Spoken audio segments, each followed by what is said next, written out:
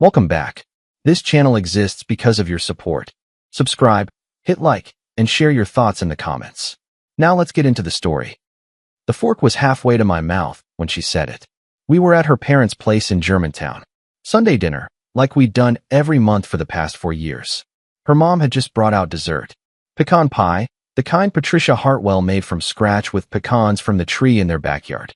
Her dad was telling some story about his latest development project near the medical district. Everything was normal, comfortable. Then Melissa said it. Her dad had mentioned Bradford getting promoted. Regional director for the advertising firm where Melissa worked. Big deal, apparently. Richard was impressed, going on about how smart Bradford must be to move up so fast at only 35.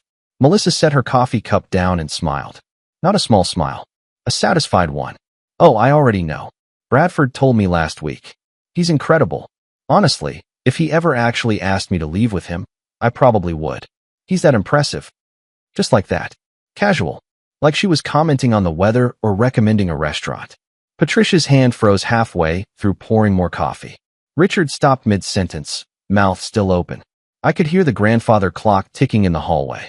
I looked at Melissa for maybe 3 seconds. Long enough to see she wasn't embarrassed. Wasn't backtracking. Still smiling. This wasn't a slip. This wasn't her being careless. This was intentional. I set my fork down. Picked up my napkin, wiped my mouth. Thank you for dinner, Mrs. Hartwell. Mr. Hartwell. The pie was excellent. I stood up, pushed my chair back carefully. The legs scraped against the hardwood floor, too loud in the sudden silence. Richard opened his mouth. Closed it. Wait, where are you going? Melissa wasn't smiling anymore. Confused now, like I'd missed my cue in whatever scene she was directing. I didn't answer. Just walked to the foyer, grabbed my jacket from the coat rack. The house was one of those old Germantown colonials. High ceilings, crown molding, the kind of place that announced you'd made it. Connor, seriously? Her voice followed me. Sharper now. It wasn't like that. Don't be dramatic. I opened the front door. The October air hit me, cool and clean. It was exactly like that, I said without turning around. Then I left. The drive back to Cooper Young took 25 minutes. I didn't speed. Didn't slam my hands on the steering wheel. Just drove normal, down Poplar Avenue, through the Midtown lights, past the restaurants and shops I'd driven past 1,000 times before. My brain was working differently now. Clearer. Like someone had turned on a light in a room I'd been stumbling through in the dark. The late nights at the office. Melissa had always worked late, but it picked up 8 months ago. Bradford needs me on this campaign, she'd say. We're behind schedule. I believed her. The phone turned face down on the table. Started maybe 3 months ago. Sudden. Complete. I just want to focus on dinner, she'd explained once when I mentioned it. The conference in Nashville 2 months back. 3 days, barely any calls. The signal's terrible in the hotel, she'd texted. Bradford had been at that conference. She'd mentioned it casually, once, then never brought it up again. The new clothes. The expensive perfume her salary shouldn't have covered. The way she'd started styling her hair differently, wearing makeup to work every day instead of just client meetings. I'd seen it all. Of course I'd seen it. I just chose not to understand what I was seeing. I pulled into the driveway of our duplex on Evelyn Avenue. Small place, 2 bedrooms, shared driveway with the unit next door. The Hartwells owned it. Family investment property, Richard had said when I'd signed the lease 3 years ago. Only my name on the paperwork, though. Just in case, he'd said. Melissa had moved in with me 18 months later. Just in case. Funny how that worked out. Inside, everything looked the same. Her shoes by the door. Her jacket on the hook. The throw pillows on the couch that she'd insisted we needed. The inspirational quote prints on the walls that I'd always thought were tacky. I went to the bedroom, found the cardboard boxes I'd saved from my last move, stored flat in the closet. Started carrying them to the living room. Her closet first. I pulled dresses off hangers, folded them, packed them. Not angry, not throwing things. Just systematic. The designer purses she collected, lined up on the top shelf. The shoes, organized by color. The expensive skincare products from the bathroom. That lavender toothbrush she'd bought last month. I worked for maybe 2 hours. Lost track of time. My phone buzzed constantly on the counter where I'd left it. I didn't check it. Just kept packing. Books from the nightstand. The journal she'd bought, but never written in. Her laptop charger. The fancy coffee maker she'd insisted on. I'd used it maybe twice. Kitchen stuff that was clearly hers. The ceramic mixing bowls. The specialty spices I'd never heard of. By 11, I had 10 boxes stacked by the door. Everything that was obviously hers, neatly packed and labeled in black marker. Clothes, bedroom closet, bathroom items, kitchen supplies. My army habits, still there. Organized. Methodical. Clear. I pulled out my phone then. 41 notifications. I scrolled through them. Melissa. Multiple numbers, like she'd borrowed phones when I didn't answer. Where did you go? This is ridiculous. We need to talk about this like adults. The last one, sent 10 minutes ago. I'm coming home. We're talking about this. Her mom. Her dad. Her best friend Stephanie. All variations of what happened. And call me. I blocked every number. Systematic. One by one. Then I carried the boxes outside. The porch was small, just enough room for 2 chairs and a welcome mat. I arranged the boxes neatly, visible from the street. Printed a note on white paper. Your belongings. Everything accounted for. Take them whenever convenient. I taped it to the top box, went back inside, and locked the door. Then I sat on the couch in the dark living room and waited. Put my phone on the coffee table where I could see it light up, but didn't have to hear it. Her car pulled up at 11:45. I heard the engine cut, the door slam. Footsteps on the walkway. Through the front window, I could see her approaching the porch. Still had that small smile on her face. Like she'd given me time to calm down, and now we could talk about her little joke. The smile faded when she saw the boxes. She stopped. I watched her read the note. Saw her face change. Confusion. Then anger. She tried the door. The knob rattled. Then knocking. Connor, open the door. I didn't move. Connor, this is insane. Open the door. My phone lit up on the coffee table. Her calling. I let it ring. The knocking got louder. You can't just kick me out. I live here. Silence from me. My name's not on the lease, but we're practically common law. Her voice was loud now, sharp. Tennessee doesn't have common law marriage. My brother Dennis had mentioned that once, when we were talking about something else entirely. Random fact that suddenly mattered. She called someone. I could hear her voice outside, muffled. Probably her parents. Then footsteps down the porch stairs. I watched from the window as she loaded the boxes into her Honda Civic. Took 3 trips. She kept looking at the door, like she expected me to come out. I didn't. After the last box, she stood by her car for a long moment, staring at the house. Then she got in and drove away. I sat there in the quiet. The house felt different already. Lighter. Like I'd been holding my breath underwater for months and finally came up for air. I woke up on the couch at 6 in the morning. Neck stiff, still wearing yesterday's clothes. For about 5 seconds, I thought maybe it was a bad dream. Then I saw the gaps on the bookshelf where her books had been. The empty hooks where her jackets used to hang. Not a dream. I made coffee. Strong, black, the kind that tastes like burnt tires but gets you moving. My phone had more notifications. I scrolled through them while the coffee brewed. Her. Different number. Where did you go? We need to talk. Her mom. Connor, please call me. Let's work this out. Her dad. Son, let's be reasonable. Stephanie. What did you do? That last one almost made me laugh. What did I do? Right. I blocked them all. Deleted the messages. The coffee finished. I poured a cup and got ready for work. Shower. Shave. The company polo shirt. Navy blue with the equipment distributor logo on the chest. Normal routine. Normal Monday. The warehouse was off Lamar Avenue, Industrial District, surrounded by similar buildings. I'd worked there 5 years, supervising inventory and shipments. Mr. Crawford, my boss, was already in his office when I arrived. He waved through the glass window. I waved back. Normal. The morning was steady. Shipment came in at 8. Needed sorting and storage. I worked with Ramon and 2 other guys, moving boxes, updating inventory on the system. Physical work. Good for clearing your head. At lunch, my phone buzzed. Text from Garrett. Kelly heard something. Call me. Garrett Bishop. Known him since Army days. Both of us logistics specialists stationed at Fort Campbell. He'd gotten out a year before me. Started his own HVAC business in Memphis. Solid friend. Didn't drama things up. I called him during my break. Kelly ran into Stephanie at Target this morning, he said. No preamble, straight to it. Melissa's story is you went crazy over nothing. Yeah. Want to tell me what actually happened? I did. The dinner. The comment. Walking out. Packing her stuff. Silence on his end for a moment. Then, That's not nothing. No. You need anything? I'm good. Just wanted you to know the real story. Kelly says Melissa's staying with her parents, making it sound like you threw her out violently. Her stuff was neatly packed and labeled. She knows that's a lie. Yeah, I figured. Want to grab dinner this week? Wednesday work. Central Barbecue. 7 o'clock. I'll be there. We hung up. Good friend. Didn't push. Just offered to be there. Work kept me busy the rest of the day. By the time I got home, it was after 6. I pulled into the driveway and saw her car already there. Melissa, sitting on the porch steps. I parked, got out, walked toward the door. We need to talk, she said, standing up. No, we don't. You're being childish. I explained it was just talk. I unlocked the door without responding. She moved to block me. For years together. You're throwing it away over a comment? You said you'd leave me for him. At dinner. In front of your parents. I was making conversation. Bradford is impressive. I was just saying that. You smiled when you said it. You meant it. You're twisting my words. This is why we have problems. You never listen. I listen perfectly. Now move. Where am I supposed to go?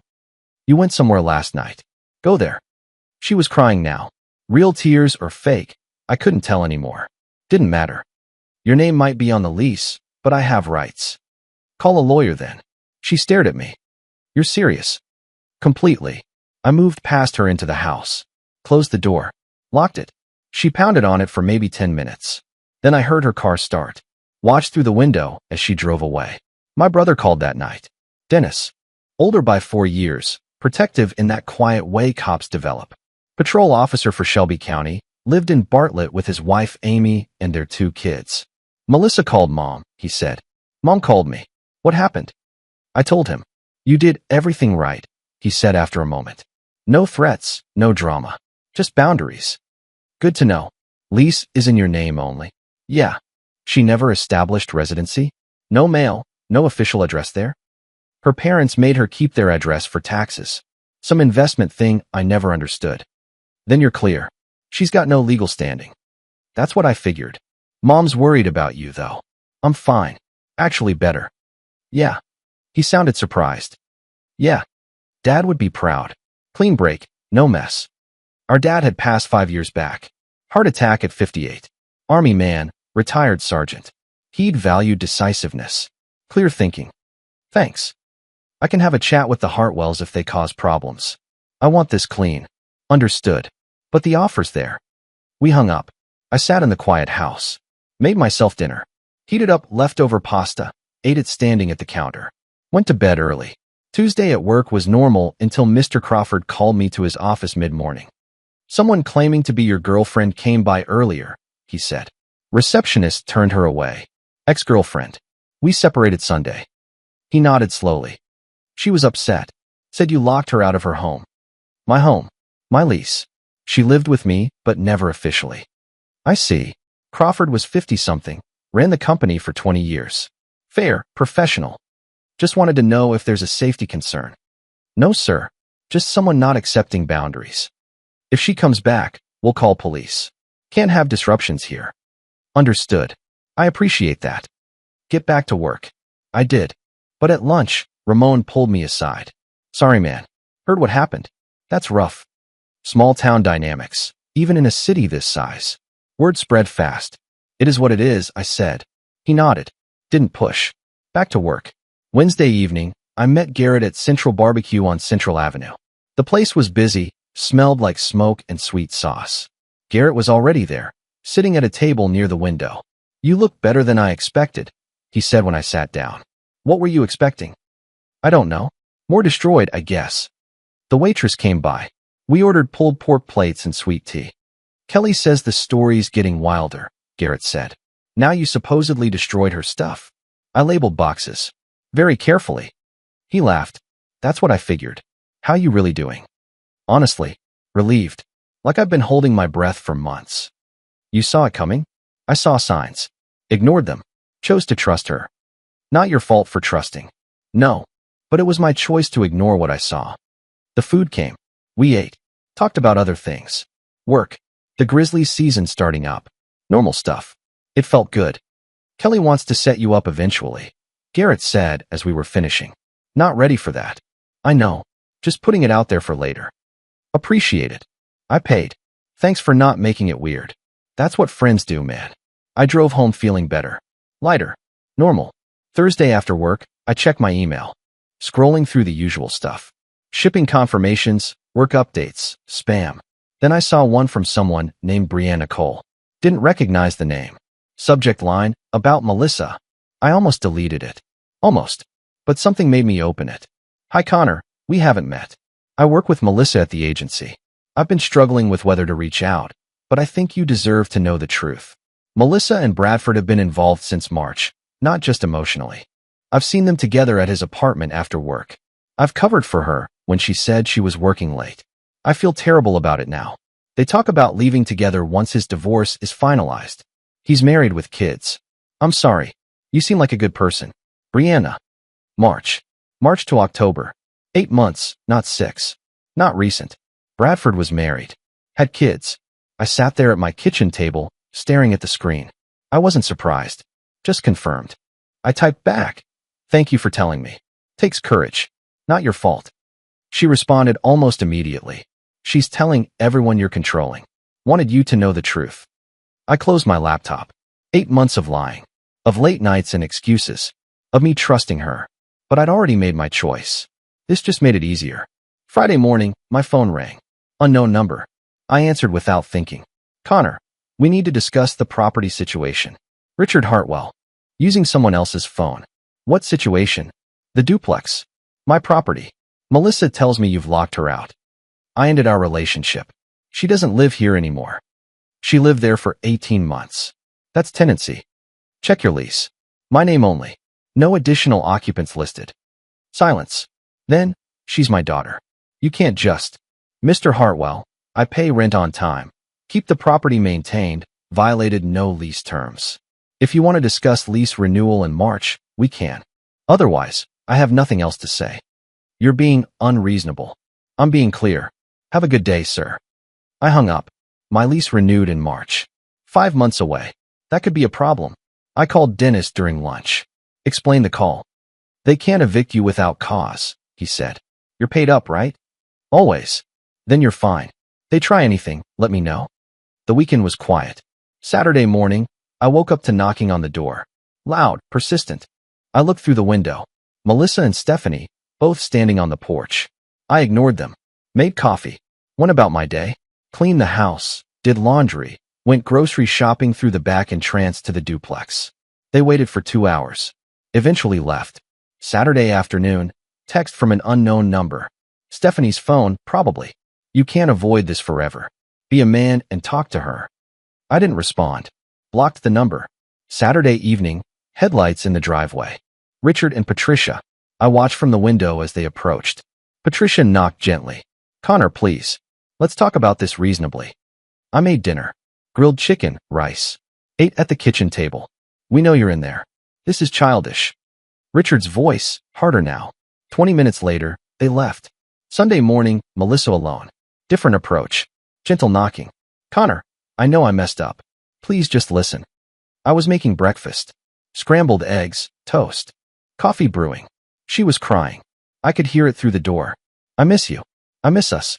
It didn't mean anything. It meant everything. She left after 30 minutes. An hour later, my phone rang. Unknown number again. Why won't you just talk to me? Melissa's voice. We don't have anything to discuss. For years means nothing to you. You said you'd leave me for him. Those 4 years meant nothing to you. That's not fair. It's exactly fair. Goodbye, Melissa. I hung up. Blocked the number. The weeks blurred together. Work was steady. Garrett had me over for dinner once. Kelly cooked lasagna. Asked how I was doing. I said fine. Meant it. I noticed looks at the grocery store. The Kroger on Cooper Street. People I recognized from the neighborhood. Mrs. Wallace from next door asked if everything was okay. Saw some commotion last weekend, she said. Just a breakup. Nothing to worry about. You're a good tenant. Quiet, respectful. Hope you stay. She knew the Hartwells owned the place. Everyone knew everyone's business eventually. At work, more people knew. Ramon mentioned his ex had pulled similar stuff. Stay strong, man.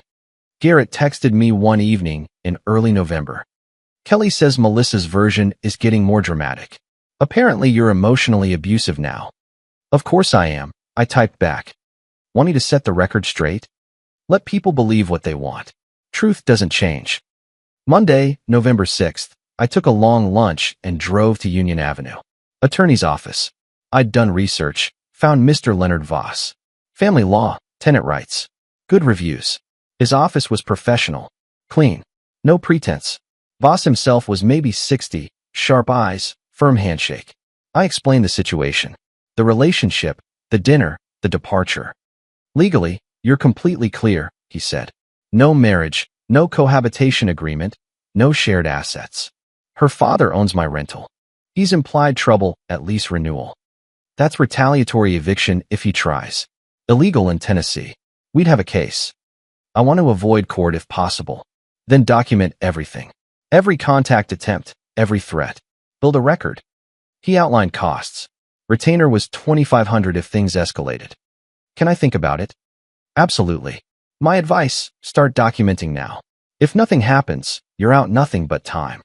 I left with his business card. Started a log that evening. Dates, times, who contacted me, what was said. Military habits again. Documentation. Evidence. My mom called mid-November. Linda Walsh.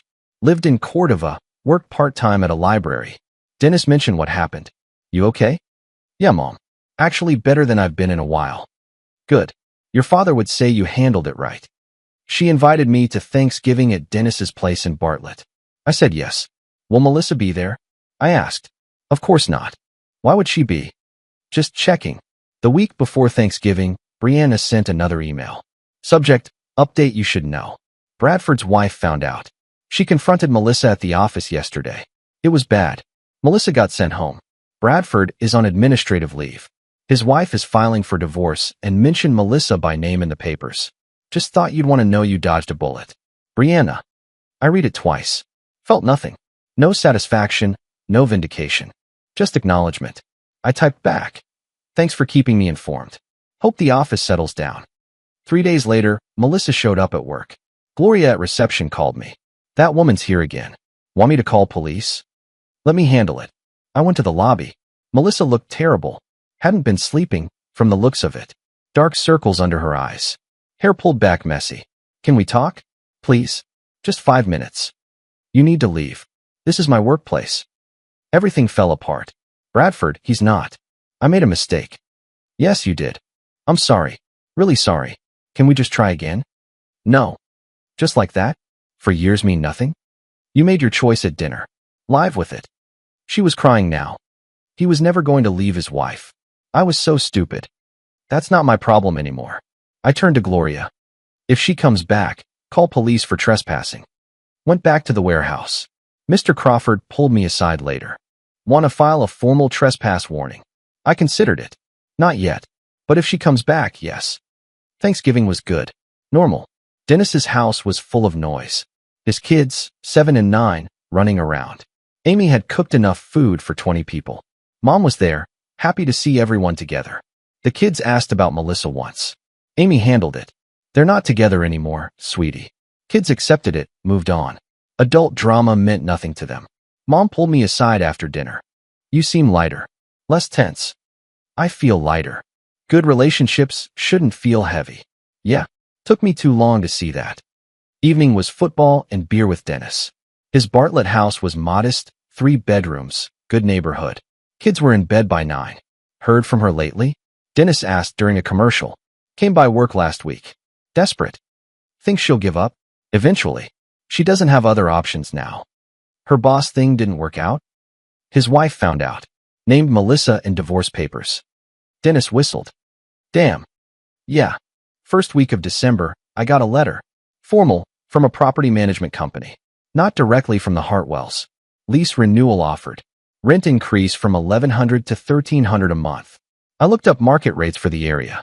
Similar places were going for $1,150 to $1,250. This was high. Could be retaliation, but hard to prove. I called Mr. Voss. It's high, but not impossibly high, he said. Hard to prove retaliation. What if I just move? That's actually the cleanest option. No ongoing connection to her family. I decided right then. I'd find a new place. Month to month until March, then move. I wrote back to the property manager. I'll continue month to month at current rate until I find alternative housing. Per Tennessee law, you cannot increase rent on month to month without 30 days notice, which I'm providing I won't accept. Legal posturing. Clean. Professional. They responded 2 days later. Accepted month to month at current rate. I started looking at apartments that weekend. Midtown, Cooper Young area. Found a 1-bedroom in Midtown for $975 a month. Modern, quiet, no connection to anyone. Applied, got approved quickly. Move-in date, January 15th. Told Garrett the news. Getting out from under her parents' property. Smart. Clean break from everything. December 23rd, a package arrived. I hadn't ordered anything. Return address was Melissa's parents' house. Inside was a wrapped box. Christmas gift. Note attached. I know you don't want to talk. I understand. But I wanted you to have this. It was always meant for you. Merry Christmas. M. I didn't open it. Took it to the UPS store, sent it back. Returned to sender. Recipient refused. Christmas Day was at Dennis's again. Peaceful. Normal family stuff. No contact from Melissa. Garrett texted. Merry Christmas, man. Doing okay? Yeah. Good day. New Year's Eve, I stayed home. Watched TV, went to bed early. Thought about last year. Same night, I'd been at the Hartwell's party. Melissa beside me, smiling, playing the perfect couple. Now, alone in my duplex. But not lonely. The difference mattered. January 15th, moving day. Dennis and Garrett both showed up to help. Didn't take long. Single guy, minimal furniture. The new apartment was clean, modern, quiet. Mine. Fresh start, Dennis said. Good for you. Kelly wants to have you over for dinner next week, Garrett said. Sounds good. That evening, I unpacked essentials. Ordered pizza.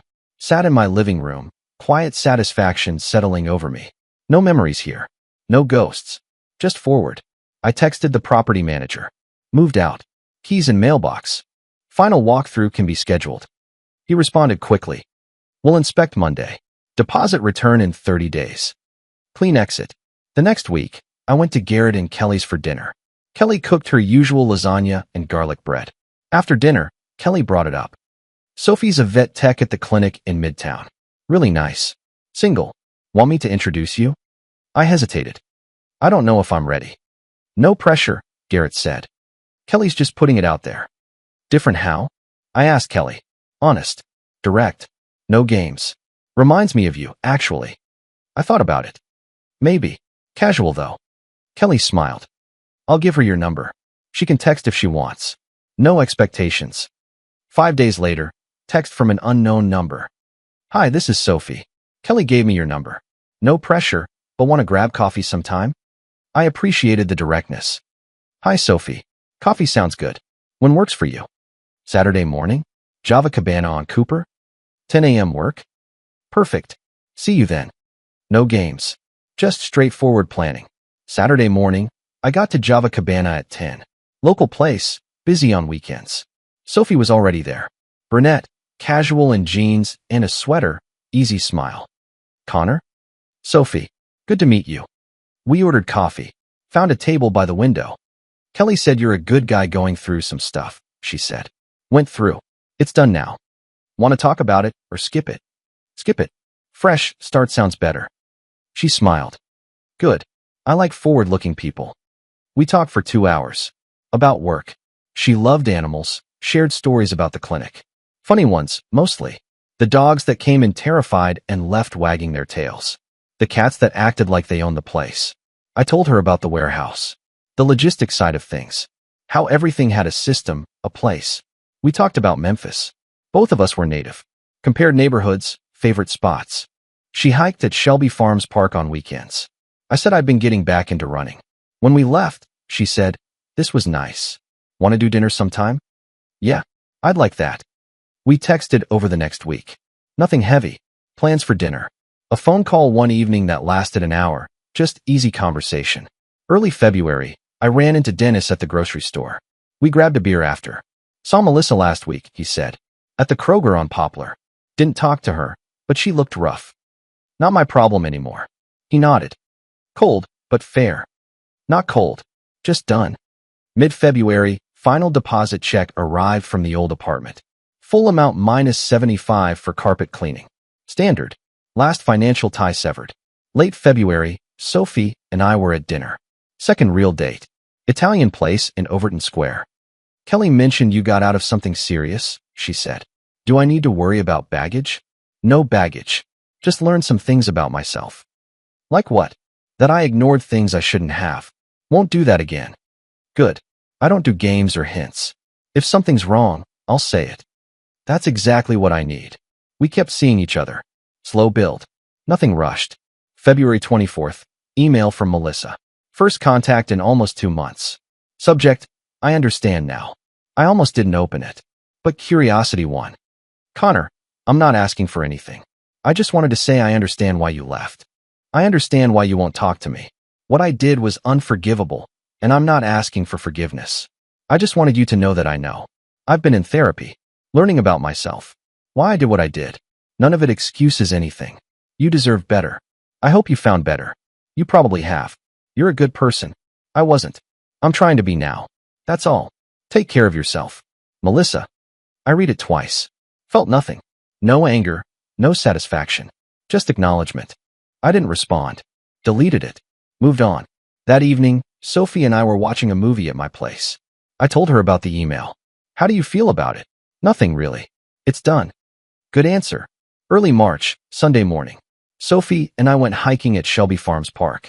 The weather was warming up, trees starting to bud. We walked the trails, talking easily. Kelly says you're different from when she first heard about you, Sophie said. Different how? Lighter. Like you're not carrying something heavy. I'm not. Not anymore. We hiked in comfortable silence after that. Later, lunch at a cafe in Overton Square. Making plans for the next week. My phone buzzed. Text from Garrett. Double date Friday. New restaurant opened. I showed Sophie. Garrett wants to double date. You interested? Sure. Sounds fun. Simple. No hesitation. No reading between lines. I thought about 4 months ago. Sitting in that darkened duplex, watching Melissa leave with her boxes. Felt like a lifetime. Felt like yesterday. Now sunlight. New relationship. Forward momentum. I didn't need closure from Melissa. Found it in myself instead. We finished lunch, walked around Overton Square. Sophie pointed out a bookstore she liked. We went in, browsed for an hour. She picked up a mystery novel. I grabbed something on military history. Want to get coffee? She asked as we left. Always. We found a bench outside, sat in the March sun. Memphis was coming alive again. Warm air, people out walking, the energy of a city waking up from winter. My phone stayed in my pocket. Sophie's too. We just sat there, talking about nothing important. Everything important. For years with Melissa. Ended at a dinner table with one sentence. But it really ended before that. I just finally paid attention. Now this. Sophie's hand in mine. Easy conversation. No wait. No wondering where I stood. Just honest. Straightforward. Real. You okay? Sophie asked. Yeah. Really okay. She smiled. Squeezed my hand. We sat there a while longer. Then headed back to my apartment. Made dinner together. Pasta, salad, nothing fancy. She was comfortable in my kitchen. I was comfortable with her there. After dinner, we sat on my small balcony. The evening was cool, but not cold. I could hear traffic from Cooper Street. Normal city sounds. This is nice, Sophie said. Yeah. She leaned against me. Comfortable silence. My phone buzzed once. I ignored it. Didn't matter who it was. I was here. Now. Moving forward. The past was behind me. Boxed up and gone. Just like those 10 boxes on the porch that night. Everything I needed was right here. Not perfect. Not wrapped up neat. But real. And that was enough. Dear listeners, that's our ending. If it resonated, subscribe to support the channel. See you next time.